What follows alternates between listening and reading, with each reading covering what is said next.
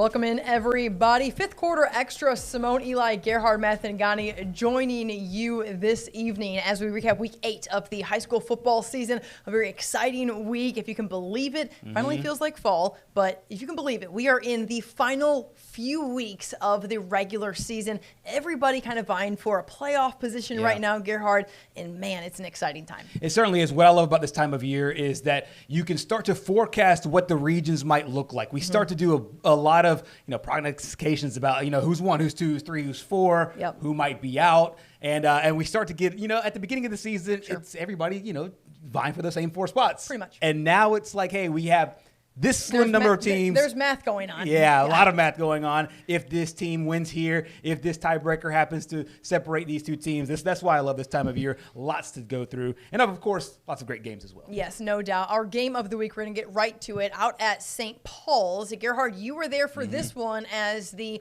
undefeated Saints hosted the top-ranked Saraland Spartans. Let's take a look. Both teams coming in 6-0 in this one. All the talking going into this one was about KJ Lacey, his health, the Texas commit. He was going to miss his 3rd game if he missed this game, but he did play. It's a good look there at Asher Hale, who's now at South Alabama, getting ready for that big game against Troy. But Lacey's driving when this pass is intercepted here. Great play here by Ham Barnett's defense. That is Walter Hensley on the interception there. However, the drive would stall, and then we saw Lacey go to work with his arm. He just didn't seem to have any rust. He had a knee brace on that knee. However, just everything, upper body, just felt the same old KJ Lacey. C.D. Gill gets into the end zone after that huge play from Deshaun Spencer to set them up. Coach Jeff Kelly and company going to work. This is their 2nd drive. Milked a lot of clock, St. Paul's did, but a good play here from Lacey to Gill once again. More than 300 yards. I think 325 is what I heard through the air for KJ Lacey. Sante McWilliams Jr. with the touchdown to cap off that drive there. However, just before the half, this Saints team just did not quit. They got a fumble to kick off this drive, and then that touchdown there from Kenny Johnson to Tank Jones into the end zone. And I'll tell you what, Simone, this was a great game. Went down to the end. One of the things we talked about, Tank Johnston was our Zaxby's player of the week this week. And one of the things you asked, and I thought it was a really, really good observation, is the fact that St. Paul's plays in a lot of close games. They've played in a lot of close games throughout the season. Of their 6 wins, 4 of them were one-possession games. And you could tell they did not lay down against Saraland. I think a lot of other teams do, but good win there for Saraland to be able to pull it out in a very emotional game. Yeah, for sure. I think that this is one of those, not prove it because Saraland's more than proved it, but I think for them, hey, solidify that, okay, KJ Lacey is back. He's feeling good. Now they go play a struggling Murphy team. Win that game. You are region champs in 6A Region 1 again. I think they would feel good about that. And then you go finish off the region in the season against Theodore in a game that, of course, they're going to want to win. It's not like they don't want to win that game, of course, but regardless of a win or a loss, they would be region champs. We did hear from Jeff Kelly after this big win over there at St. Paul's. Here's what he had to say. I felt every emotion tonight, frustration, excitement. We had a lot of good plays. We had a lot of mistakes. We had a ton of penalties. It was a big win. St. Paul's is a great team. Got a ton of respect for them and the job they do. Coach Barnett does a great job with those guys, and they got a talented team. We felt like we overcame a lot of stuff tonight, and a lot of that was things we caused. We're going to continue to grow and get better as a team. I don't think that Coach Kelly feels like they had to pull it out necessarily, but this is one of those things where when you are used to just dominating teams week after week, you want to go out there and see yourself win a close game and put a team away the way that Saraland was able to do. And then across the bay, we had 2 teams that are vying for kind of those next number 3, number 4 spots, so to speak. I know you're pulling up that region right now, and we'll go over where that kind of stands, but let's head over to the Hill and Spanish Fort, where the Toros are very much in the driver's seat for a possible home playoff game, and we will get those highlights in just a moment there, guys. But this one, Gerhard, I want you to talk about this region. I'm going to get these highlights brought in really quick, but this one is kind of going to go down to the wire, as it typically does. It's the toughest region in the state. Right. So the top 2 teams going into this one, if you haven't been paying attention or you're paying attention elsewhere, Saraland and St. Paul's coming into tonight were both undefeated, both 6-0. Both Saraland was 5-0 in the region. St. Paul's was 4-0. So now St. Paul's drops to 4-1. Heading into tonight, Spanish Fort was was 4-1 in this region, and Gulf Shores was 2-2 going into this region. So Gulf Shores had a chance to give Spanish Fort another loss, and then give themselves a win. So that's the reason why this game was so huge. Sure, no doubt. We do have the highlights now. Let's go right to them as Mark Hudspeth and Chase Smith there meet on the field ahead of this game. And excitement always there in Toro land. This is two teams that we've seen over the last couple of years put a lot of points on the board, but points hard to come by in this matchup tonight on the hill. There's Aiden Schamberger. What incredible connection there that he hit Juju Bonner. And this drive would lead to a field goal attempt. It was blocked by the Dolphins. You can see they're fired up, of course. And then Schamberger going to make a mistake here. And really also hands off to the defensive effort by Elijah Malone here for Gulf Shores. But then you have to give it to the Toros defense. They pretty much stand tall there within 5 yards of the goal line and force Gulf Shores to kick a field goal. They're up 3-0 at the break. Then Aiden Schamberger races to the pylon himself. They get on the board finally. Spanish Fort does in the third quarter, and the Toros would go on to win it. But all these points pretty much scored in the fourth quarter, or late in the game, I guess I should say. 31-15 the final as Spanish Fort gets the victory over Gulf Shores. So again, like we mentioned, Spanish Fort certainly right there in the driver's seat of what this looks like for them, as they are a one-loss team in region play with the loss to Saraland. And so now, this is now the scenario. Saraland undefeated, 0 losses. 1 loss apiece for both Spanish Fort and St. Paul's. Their 1 loss is to Saraland. So it looks like, of course, St. Paul's and Saraland, or St. Paul's and Spanish Fort, will play one another. That looks like the winner gets home field and gets that 2 seed, and the loser the 3 seed. Of course, there's a lot more things to be rectified after that. But but also McGill-Tulane had 2 losses going into tonight. Of course, they played last night. We'll get to their game in a little bit. And Gulf Shores now has 3 losses in that region as well. So it's going to be an interesting battle there between 3 and 4. Of course, 2 and 3 will be interesting, but it looks like it looks like the winner of Spanish Fort, St. Paul's, is the 2, the loser is the 3. So if we feel good about that, I don't want to make any predictions right now. And we'll get to, of course, we'll get to a week where we do get to make predictions. But if we say, let's just say that Saraland's going to be 1. Okay, I think we feel good about that. Let's say it's going to be St. Paul's or Spanish Fort, some rendition of that at 2 and 3. We're now talking about how many teams in it there for 4. McGill, Theodore, Gulf Shores. McGill, Theodore, Gulf Shores, all in there for 4. Murphy's the only team that's eliminated from the playoffs. And so Baldwin County, I guess, mathematically still has a chance.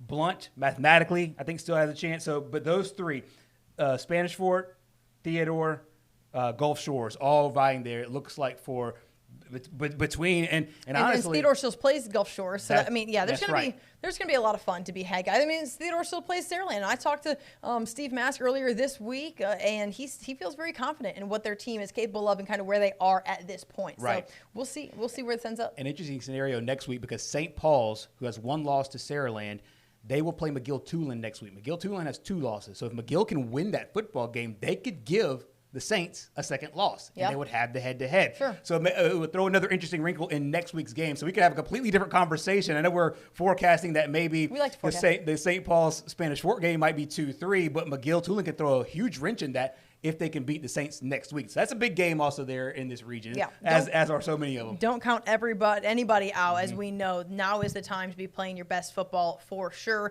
Did get a question, what was St. Paul's ranked? St. Paul's was actually not ranked this week, which was actually a little surprising. I thought this would be a top 10 ranked matchup between these 2. And honestly, I think it's going to be a situation kind of like Jackson when they remained number 1 in Class 4A, even if they lost to Saraland. I wonder how much this game will garner the respect of the pollsters and say, hey, look, I know they lost the football game, but not many teams have hung in there neck and neck with this Saraland football team. And maybe even after a loss, weird as it might sound, they might get enough respect to push them in. But ostensibly, they were number 12 going in. They were the second highest team without, not in the top 10. So that's how I think. Let's talk 5A Region 1 now. We got one comment here from Megan Bird. Play of the week voting, Eli Owens. Yes, he had a fantastic play for Citronelle. We do know that he plays for Citronelle. We'll make sure that gets properly corrected for the play of the week voting. Producer Pat will make sure he's on top of that. But he was fantastic and a much-needed huge play. We'll take a look at that game up in Citronelle as the Wildcats welcomed in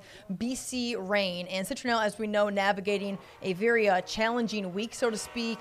with the situation earlier this week where Dalen Edmonds was dismissed from the team on Monday. Head coach Jason Rowell going with a different guy, obviously, at quarterback. And so pulling up these highlights here, that's Desmond Trotter taking over under center. Early in this game, Malachi Adams going to throw back the other direction, hit Jermaine Luton for the touchdown as they take a 7-0 lead on the road. But a penalty for defensive pass interference is going to change the field here, and you would think this might make it more difficult for Eli Owens, but he says, I got this, no problem. 95-some yards. He goes to the house. That is one of our play of the week options, as Citronel's Eli Owens has been making plays week in and week out for the Wildcats. A little bit later, BC Reign is going to continue to lead this game as Colton Henderson gets in on the carry.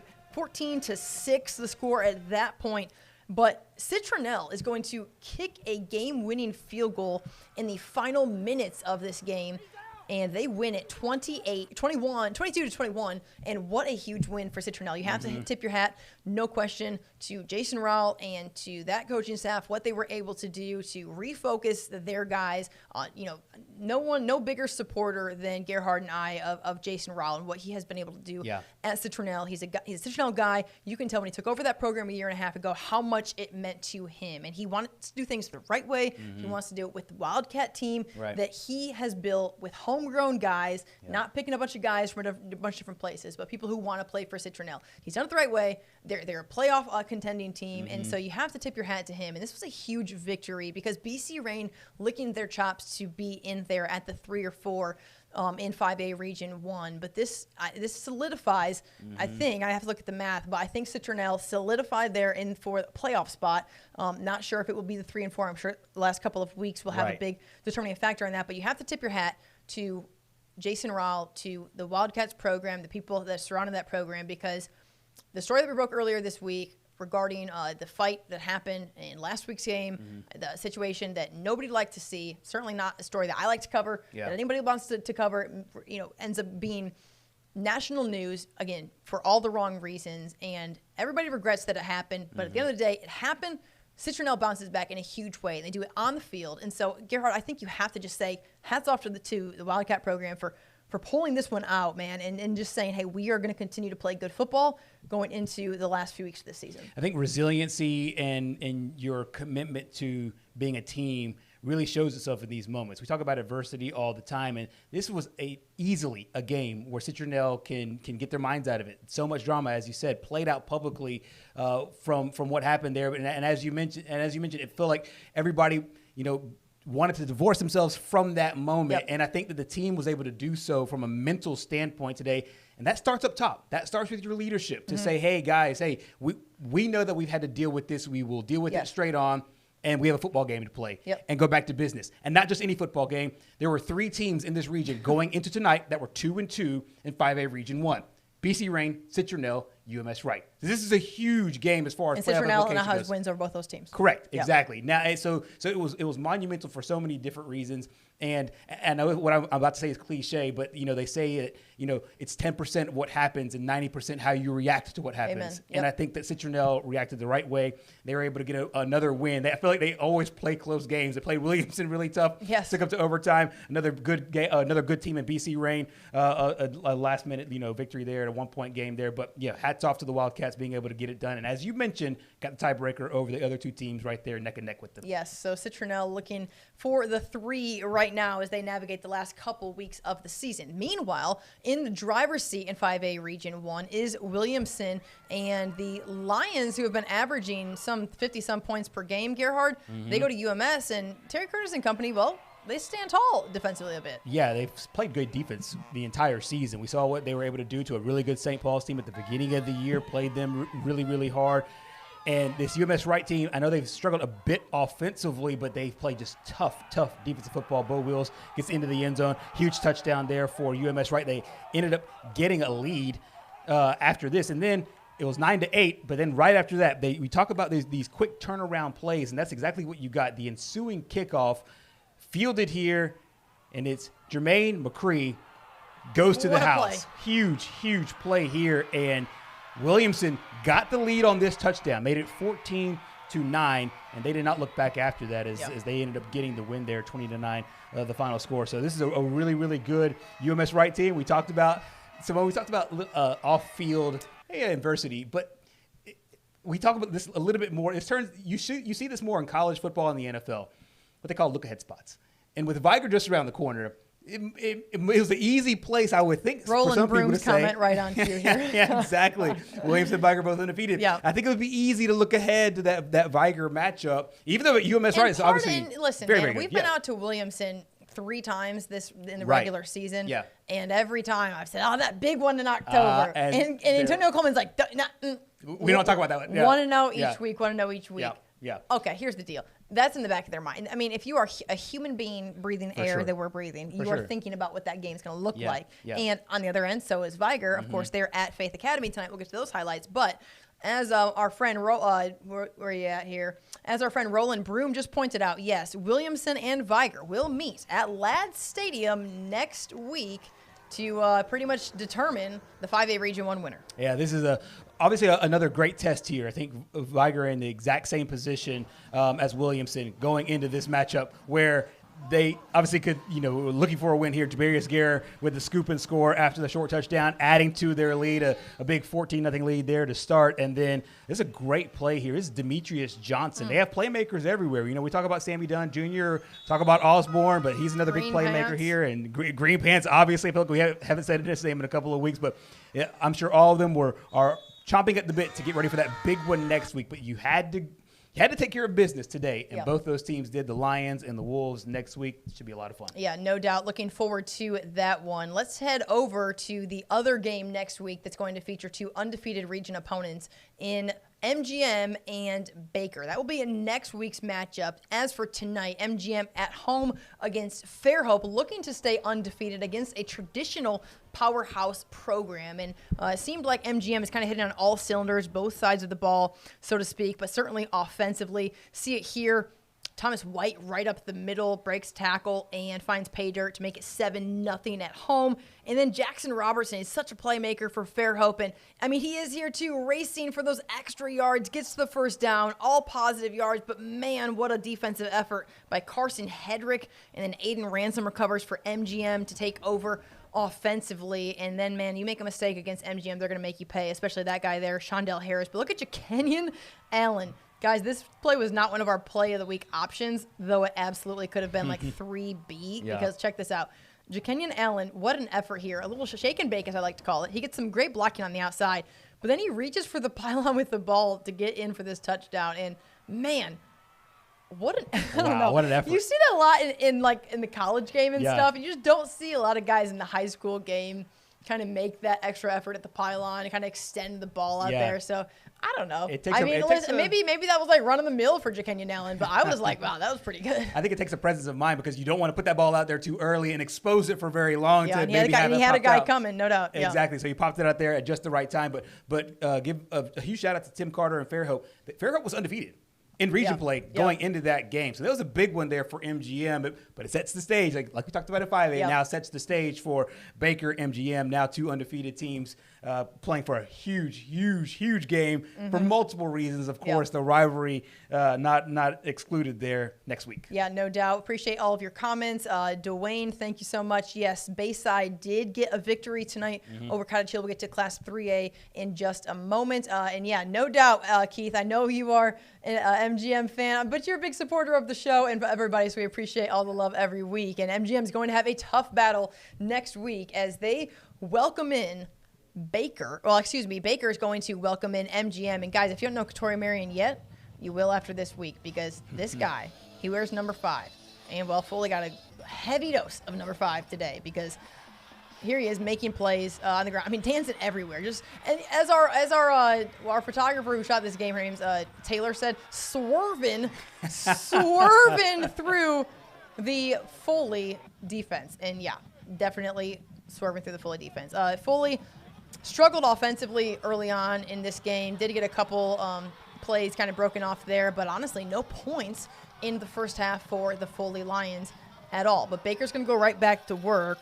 Let's take a look here as Tate Graham, who really has just come on for this Baker team. And Baker this offseason didn't know where they were going to go at quarterback, and then Tate Graham said, put me under center. And he's been fantastic. Here's Josh Jones, a huge gain. And, man, I really enjoyed the celebrations by receivers when they get first downs. College football, high school football, man, embrace it. I love it. And then a little bit later, Graham, why not, man? Well, there's Katori Marion. No one's going to outrun that guy. They saw a lot of the back of number 5's jersey.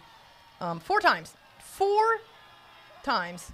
Katori Marion found the end zone in the first half. 4 times. Unbelievable. I actually texted Juan Johnson, Baker head coach, after his 4th touchdown. And I said, man, actually, I lied. That was in the 3rd quarter. So 4 touchdowns, first 3 quarters. Texted Juan Johnson. I said, hey, coach, I know it's only the 3rd quarter, but go ahead and plan on us being out there on Tuesday for Player of the Week. We'll be there at the beginning of practice or whenever it is they're available to do it. Because, listen, man, a guy has, 4 touchdowns in any game, but especially against a 7A opponent, I don't care who you are. Yeah. That's a pretty impressive effort. And they're going to be licking their chops for this MGM team. It's Battle of West Mobile. It was a huge game last year. Remember, we were out there previewing that one. But I really think, and no disrespect to what Baker's previous regime has done, because, Steve Norman and those guys, they were class. They did a great job. Very talented guys. But Juan Johnson has come in and as a first-year head coach, first ever head coach and first-year head coach at Baker High, has really made his mark on this program and surprised me. And I'm a Juan Johnson fan. I've known the guy for 8 years. Right. And I'm surprised at how well it's going. Yeah, and I think to put in as much as he did, as fast as he did, and to have his team not only just buy into whether they have a new role. You mentioned they had to juggle a little bit at quarterback. Yeah. Buy into the scheme, buy into his culture. And I know culture is a word that gets thrown around a lot, but he talks about it, just how they want to play. They want to play hard and relentless football, and of course, very, very fast offensively.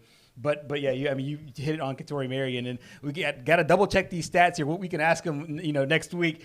But according to Max Preps, he had it's 3 touchdowns. No. He had 3 touchdowns. This is going into this game. Apparently, he had 3 touchdowns going into this game and 4 in it. If the Max Preps stats are correct here, so of course we'll ask and make sure. But yeah, through 5 games, it looks like he had he had as many touchdowns today as he has all season long. So we'll get that double checked. But couldn't Marion, be happier if that's the case. So phenomenal game for him. Love that for him. All right, guys, let's head over to 3A quick. We have a lot of play. We only listening. If you're just tuning in, 5th quarter extra. Gerhard, Simone, producer Pat behind the scenes working everything for us. We have several more games that we're going to get to and scores as well. I know we got TR Miller faithful out there. I know everyone's fired up. A big old dub for TR Miller this evening, and so we will get to that score and talk about that game. I saw some highlights on social media. We were unable to go, but exciting win for TR Miller for sure. But next up, we're going to head over to 3A Region 1. Some folks asking about it, and Bayside Academy welcomed in Cottage Hill. I wasn't really sure what this game was going to look like. Cottage Hill certainly has some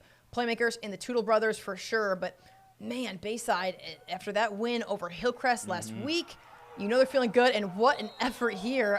What a play caught by our photographer as well. Just look at this defensive effort. Interception there by Bayside Academy. And, if that's the type of energy that you want, no question, coming out in a huge region battle for sure. That was Paulman Angermeyer on the interception, and then later it's Billy Neal punching it in for the touchdown. It was 10-0 at that point. And later it's Bo Miller scrambling, kind of keeping the play alive, and then throws a beautiful ball to freshman Warren Johnson. Warren, great catch, but I'm not sure about your touchdown dance, bro. Hold on. Hold on a minute. Let me look at this again. Okay. Is that a leprechaun? It's you. A few months earlier there on the leprechaun dance. I love it, though. Listen. Okay. The next touchdown that I score is the first touchdown that I'll score. So who am I to sit here and to say anything about Warren Johnson's leprechaun touchdown celebration? You have at it, young man. But that was a 17-0 lead at that point for the Admirals, and they get the victory 27-20. And Bayside, you have about just everything you could ask for. I remember I looked up last week when we were trying to figure out who was going to be coach of the week. And you looked at me and you said, what about Barrett Trotter? I'm like, oh, yeah, they after a rough start – they've come on well. Rough start, nothing.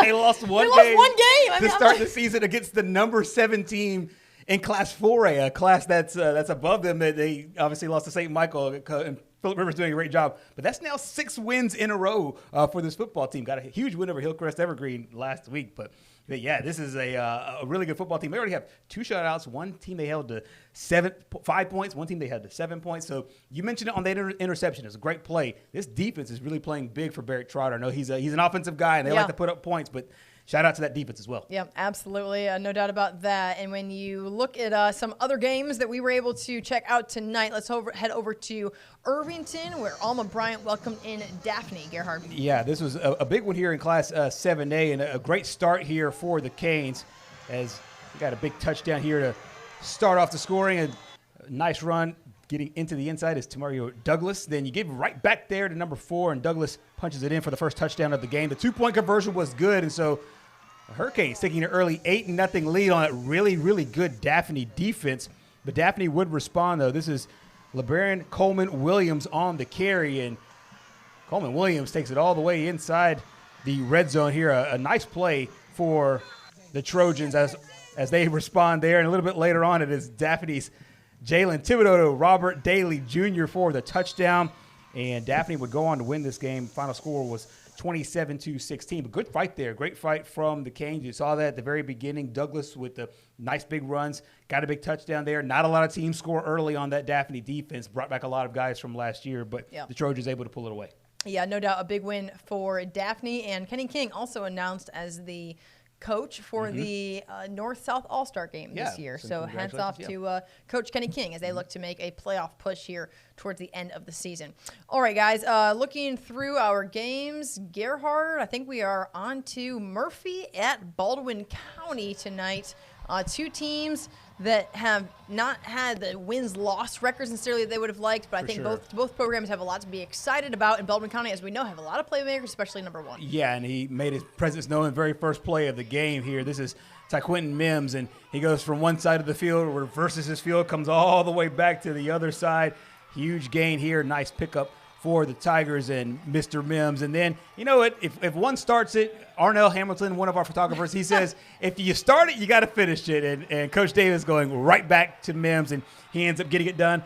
Touchdown there for Baldwin County, puts the Tigers on the board first. And you would get a little bit, I think, a great effort here from Murphy. And, of course, Murphy, as we talked about, had a coaching change right there in the middle of the season, but got some great plays here. He saw a huge play here to get that offense going. However, they would fumble on the very next snap.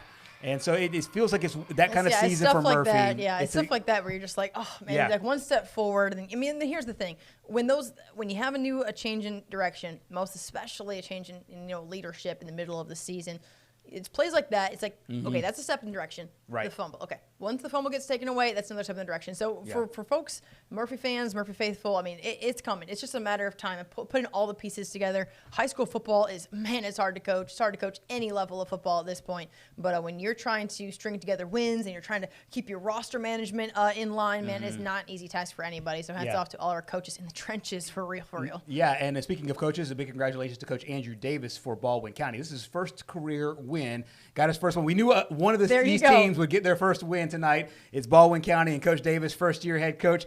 He's a teacher there. He knows a lot of these guys. I know it has to feel good for him because he's watched these guys mature for a really long time, and now to be their head coach and get his first win, congratulations. Yeah, several stops throughout the area as an assistant, and so it always feels good to go and get the first dub, and congratulations. The first of many, I am sure, there in Bay Minette. All right, let's look at some Thursday night action, guys, and the number 1 team in the nation, state. It might as well be the nation. It might be a Freudian slip. That was intentional. Come on, man. Yeah, we've been doing this long enough. Intentional Freudian slip. Oh, is that what that means? Yeah. Okay, well, I don't even know, bro. Or stop using words like that. Okay, listen. Intentional nothing. Here's E.J. Jackson. He's intentional when he runs a football. Best running back in 27 class and proving why. And then he has this guy, Gerhard, breaking off more runs. That's Gavin Jackson. Appropriately named for the school he goes to, by the way. If your last name is Jackson, you got to go to Jackson High and you got to perform. Yeah. And he does so right there. Yeah. Huge play there for Jackson. And then it's Landon Duckworth. He is the number 1 dual threat quarterback for the junior class. If you talked about Crowell, E.J. Crowell, the number 1 running back, he's number 1 dual threat quarterback. He does it with his arm all year long. He just galloped into the. He did. I watched that, and it wasn't disrespectful or anything. No. He's not that guy. He's a baller. But he's just kind of like, all right, I'm just going to, put it on cruise here in the last. he's that good. And here's the thing, man. We have given Orange Beach. Don't even get mad, y'all. We've given y'all all types of love, and y'all deserve it, no question. But, I mean, Jackson really is one of the best teams in the state. Obviously, they're number one in the state. But when you have some of the best guys in the country, in the backfield like that, that's hard to stop. Yeah, when you have number one quarterback, number one running back, right there in the backfield, in that same backfield. Yeah. And then, by the way, they have one of the best receivers in the entire state, and Red Chapman on the outside. And we have Gavin Jackson on the inside. Like Coach Flo told us, I just show up every day, and I don't mess it up. I just let them do their thing, and I don't mess it up. Honestly, I could probably coach Jackson. Not that Coach Flo isn't. I mean, you're doing great, Coach Flo. Yeah, I'm not taking away from that. But I could probably coach Jackson, too. I think most of the coaching is just up here, just making sure they don't read their own press clippings. But this team is so self-motivated, it's kind of easy to. They are. It's just. Yeah, they're not worried about awards or anything like that. Yeah, sure. no. Yeah, definitely not. All right, guys. 6A action, and we mentioned teams battling for that last playoff position, and Blunt and McGill-Tulane, two of those teams going to war Thursday night, a big opportunity, and Blunt came out with a little bit of trickery here. Yeah, Coach Ray Nelson going with the onside kick here to start the game off. That's a big one there as they end up getting the football there as Jackson got the football, and then here's Blunt's Ryan Williams. And I said this last night. There's something synonymous with the name Ryan Williams and scoring touchdowns over the last 2 years. I actually double-checked it because I just want to make sure that – that's his name. I just want to make sure that we didn't get confused number one. But no, different number one, same result, if your name is Ryan Williams, you should be able to perform on a football field. And so if you wear number one, you got to get into the end zone. Now, that is actually true. There is truth in that. So. Yeah. And Ladarian Miller on the other side, he's been doing a great job all year long as well. His name every single week. Every week. He's showing up for Coach Wagner. Baller, yes, but a huge win for McGill because they didn't let Blunt score another point. And so they win that game. And obviously when it comes to the region and trying to be in the playoff picture, every single one of those matters, no doubt. Huge one for McGill next week against St. Paul's. Yeah. Big one there. We will see how that one plays out. And really a big bounce back week. I mean, Ham Barnett is going to have those guys fired up for sure, especially knowing they were so close against a Saraland team that has seemingly been untouchable for so long. Right. All right, yesterday, Mobile Christian welcomed in St. Michael, and St. Michael lost to Jackson, but I think that if I just had to guess, they're probably talking about how every single goal is still right in front of them when it comes to what is still ahead for this team. Noah Moss running like that is exactly what he believes, into the end zone and throwing himself onto the ground. But, man, Mobile Christian, who has been, I don't know, inconsistent is the word, but it seems like they haven't had the dominant presence since they've moved up after winning the state championship a year ago.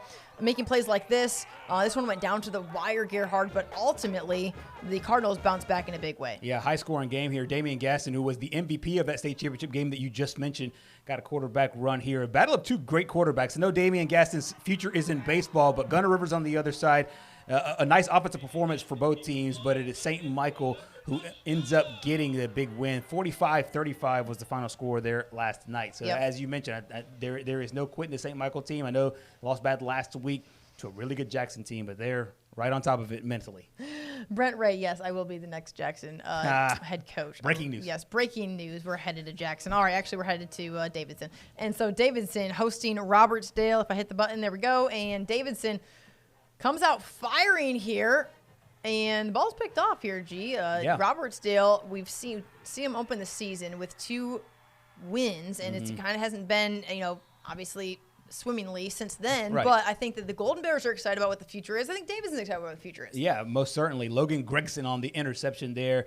And then it is Andrew Davis getting the interception or getting the touchdown here for Davidson because Robertsdale kicked a field goal after that interception. Hats off to Coach Lambert's defense to be able to come away and shut them out after that. 29-3 was the final score. So we've seen a little bit of this throughout the course of the season. We saw it with McGill-Tulane where, hey, Blunt goes up big, they shut out from there. Robertsdale goes up big, or goes up 3-0.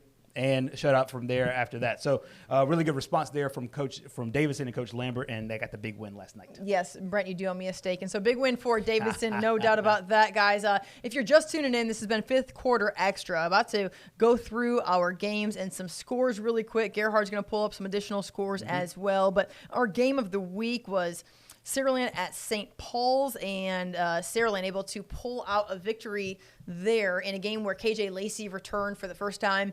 He was gone for 2 games due to a knee injury, and he looked as he has looked for the last few years for the Spartans, but Saraland wins it 19-14 to pretty much more than likely not clinch the 6A Region 1 crown. Also in 6A, as Spanish Fort beats Gulf Shores, and it looked like a defense battle, ended up being 31-15. G, what you got? Yeah, some other scores here. Class 5A, Williamson, UMS Wright, 20-9. So Williamson gets the big win there, setting up that Titanic matchup against Viger. Meanwhile, Viger got a big win over Faith Academy, 48-7. The final score in that one. Skipping over to Class 7A, Fairhope, MGM. Both those teams were undefeated in region play going into this game. MGM is the undefeated team coming out of that game, 35-20, the final score in that matchup. Back to 5A, Citronelle, a huge game with BC Rain, 22-21. The final score, Citronelle rallies, and they're able to get a big win there. And in 3A, Bayside Academy in Cottage Hill, 27-7. The final score is the Admirals get the win over Cottage Hill. So Bayside Academy now, the Admirals, 6 straight games they've won after losing that first one against St. Michael. Viger, we talked about one side of the Titanic matchup next week. Viger got the big win over Faith Academy, 48-7. Daphne beat Alma Bryant, 27-16. Baker, Foley, Hornets getting the win, 41-7, setting up that Titanic matchup with MGM next week and the Battle of West Mobile. And Baldwin County, congratulations to Andrew Davis and the Tigers, 22-6 winner over Murphy, getting a big win tonight. Yes, no doubt. I know there were some T.R. Miller folks who were tuning in a little bit ago, and T.R. Miller did get a big win over XL as they continue to lead the country. Lord, I'm putting all of our number 1 teams in the leading the country, but mine as well too. 35-0, the win over XL as TR Miller continues to be the number 1 ranked team in 3A in the state. But no question, I know that I saw a lot of tweets about Miles Johnson, so I haven't seen the plays yet. I haven't either yet. But I know that he is a very, very talented guy. And we covered like 3 of their games on camera, and he's had a rushing touchdown. He's had about 4 or 5 defensive plays, and he's had a kickoff return for a touchdown as well. So there's no telling what he did because he's done it in all 3 phases. Yes, and our thoughts continue to be with Ken Lett of TR Miller as he recovers from his injury against UMS. I wanted to quickly get to some reaction regarding the breaking news that we had here at WKRG News 5 earlier this week. What day was that? Wednesday. It's kind of been a mess. Yeah, we've had a couple breaking stories this week. It's been a mess back here. Some of us need some sleep. But Opelika, I know this is not our area. We're going to talk about it anyway. Opelika beats Enterprise 30-13 in a game at Opelika when there was some controversy earlier this week as the Enterprise head coach Ben Blackman, previous head coach at Spanish Fort and also at Gulf Shores, kind of made his mark on the high school scene in this area. I mean, he's had several stops. His brother's also coached high school football here. I mean, it's just lots of football pedigree.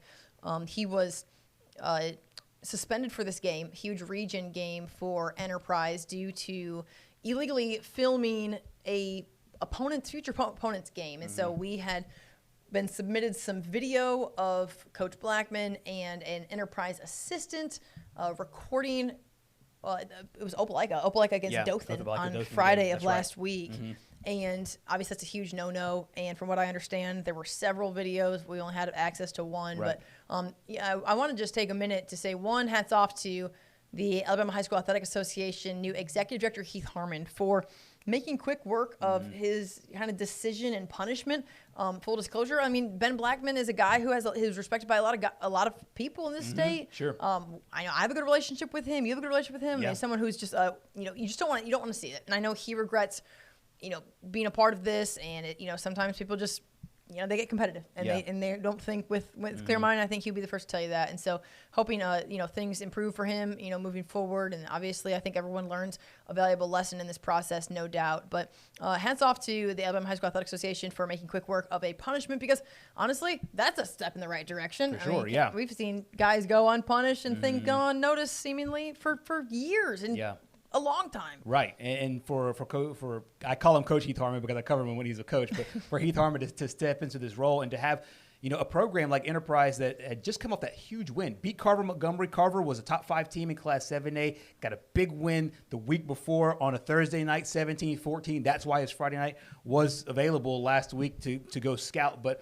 like you said, improper filming, and it looks like obviously this week was trying for his team, and Opelika was able to get that big win today. But like you said, hats off to the administration over in Montgomery, having to make a big decision. And there's a lot of things that were going on behind the scenes that we don't have to get into now. But for this quick decision to happen so fast and to have it, play out publicly, as you said, just the hat tip off to Heath Harmon and company to be able to do what they needed to do. For sure. And Enterprise certainly one of those teams that we could see come down here, I know 7A is kind of weird this year in terms of the matchup, honestly. Right, yeah. Actually, the playoff picture is slightly changing. It used to be just like 1 versus 2 in terms of the regions for 7A. I think they're trying to make it more competitive in some way. We'll see how that actually plays out. And so we could have some of our teams going very, very far, and some teams from the way north coming down this way, depending on how the brackets shake out. But it's not possible. Not too far away either. Yeah, not too far away. To see Enterprise maybe down here. Guys, obviously some great games. It only took 8 weeks in the season to get some decent football weather, and so I know, right? We're grateful. Thank you, Jesus, for that. It's been nice though, and so I can't believe it's already mid-October.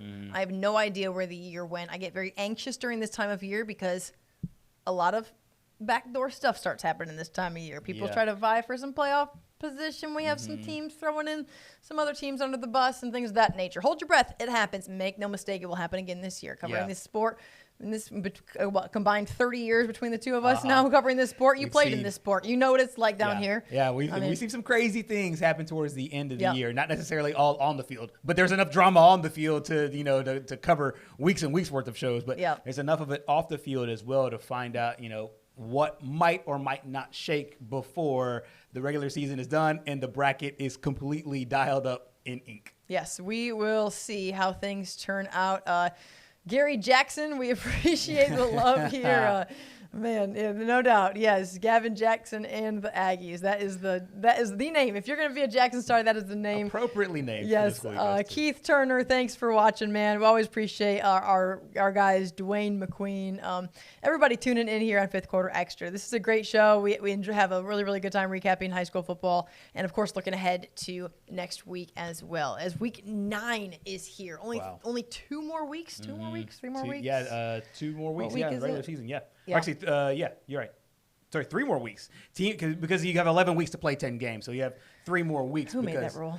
I have no idea. But every team gets a bye week, so it's kind of funny. It's kind of interesting to see how coaches handle that. Some coaches give themselves a bye week towards the end there. But, we have games on the 18th, the 25th, and the 1st of November. Those are the last 3 weeks of the regular season. That's the one that I won't be here for. Yeah. The last week of the regular season. No. It'll just be Garrett. Yeah.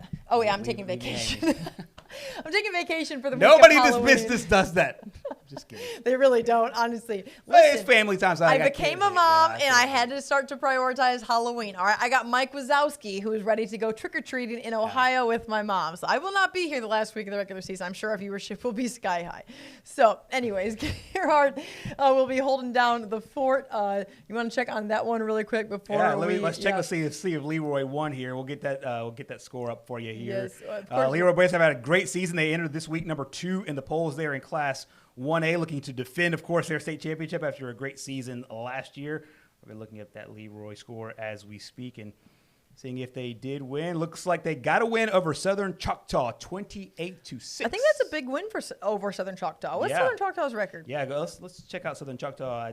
This was a big game in that region, I know for sure. Yeah, this is Southern Choctaw. This is the second loss of the season. Yeah, so this is... And their first loss in the region. So, yeah, absolutely. This is a big one for Leroy. And I'm not saying that solidified that region championship, but certainly sitting in the driver's seat now with another huge win tonight over Southern Choctaw. Next up for Leroy is who? It's Fruitdale at Fruitdale.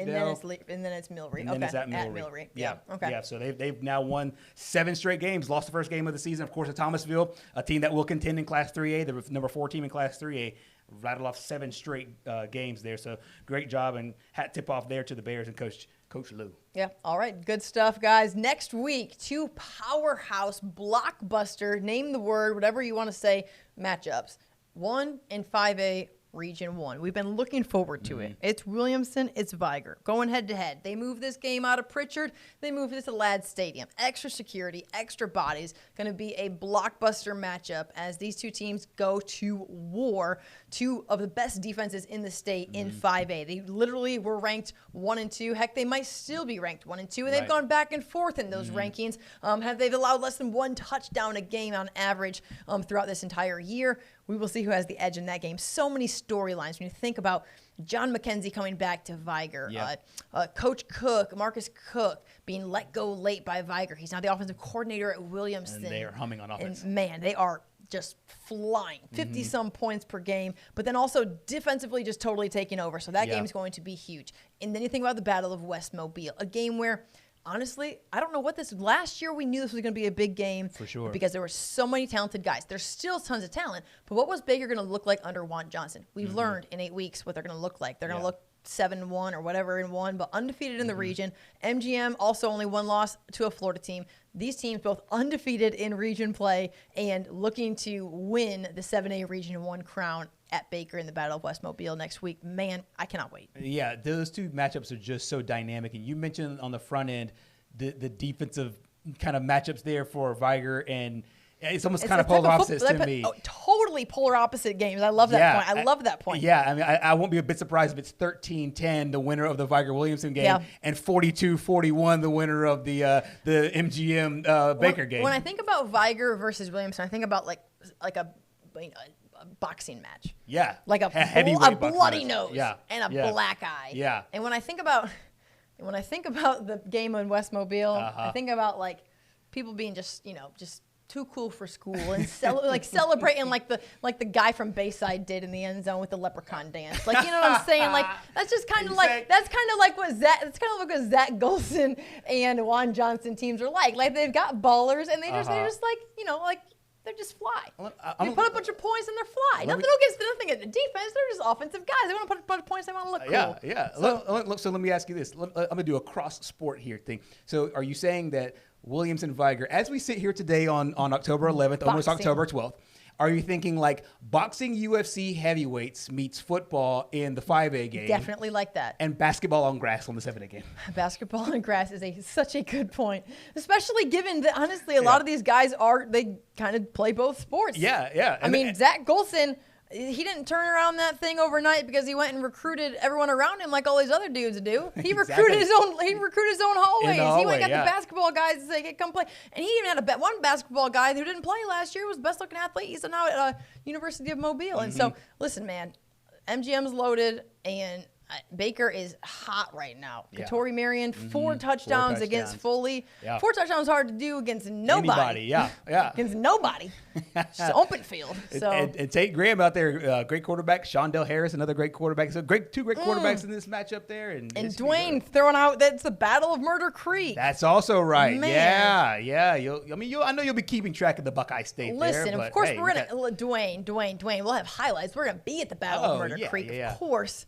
Listen, man, we show all the love in the world to T.R. Miller, W.S. Neal. Cannot wait for that matchup. Although I thought that was typically played a little bit later in the year. So didn't realize, but, with the free class and all of that, I guess you can't always make your big rivalries be at the end of the year. But yeah, that is the first there on November 1st, the very last game of the regular season.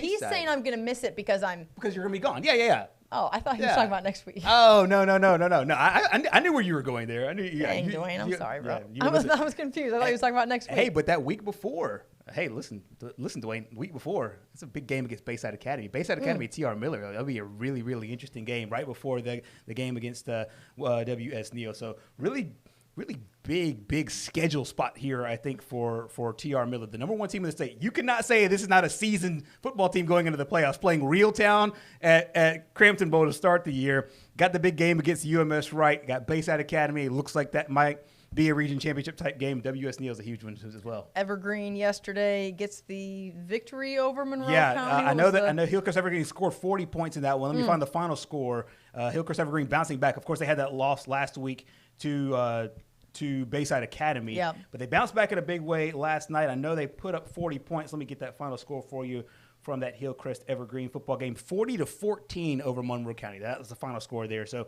they're now 6-2 overall, 3-2 in the region. The Jaguars are. So this is obviously Justin Norred has done a great job, with this team, with this program, and only have 2 losses. He's fiery. He's very saw it firsthand. He's a very fiery coach. Passionate. Yeah, but he's a former Man, player there. listen, He's absolutely. not too far removed from the field. When it's yours, it matters even more.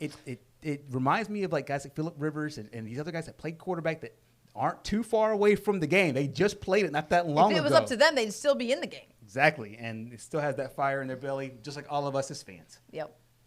Pat's texting me. We have to end the show. So He's kidding. like, it's almost midnight. He's really not, but I did tell him we were not going to do this. But all right, guys, listen, we appreciate it. We had a little bit of a fifth quarter extra after dark there for a second, but it's been fun. I can't believe it is week 8 of the season, and we're already looking ahead to week 9. Of course, people get 10 and 11, so we are going to be with you here through the end of October, beginning of November, as we look ahead to the playoffs. It's crazy to believe that it's already here. Thank you all so much for your comments and your interaction every single week. We appreciate y'all, and cannot wait for all of these huge matchups. Cannot wait to see how next week goes in the Battle of West Mobile and, of course, Ladd Stadium and all throughout the Gulf Coast as teams vie for one of those top 4 playoff spots. For Gerhard, for Pat, for everybody here at News 5, I'm Simone, and we will see you next week.